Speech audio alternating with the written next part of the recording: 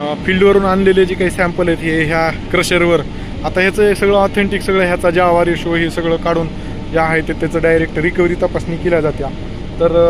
आपल्या अभ्यासासाठी अशा पद्धतीने हे शेतकऱ्याचं नाव, व्हरायटी कोणती आहे, काय आहे, हे सगळं डिटेल्स आपण आपल्याकडे ठेवलेले असतात आणि त्या मोळ्या ज्या आहेत त्या आपण ह्या पद्धतीनं आणून देतो सगळं नावासहित. आणि हे सगळं जोडून व्यवस्थित ह्याचं जे आहे ते तपासणी म्हणजे फील्डवर हँड रिफ्रॅक्टोमीटरवर काढलेला ब्रिक्स त्याच्यातली आणि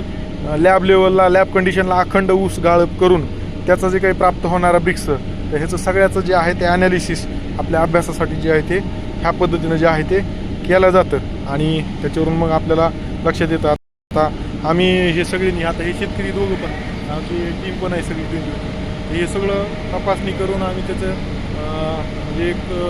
अहवालसुद्धा त्याचा जो आहे तो अभ्यासासाठी आमच्या शेतकरी बांधवांच्या ह्याच्यासाठी तयार होतो.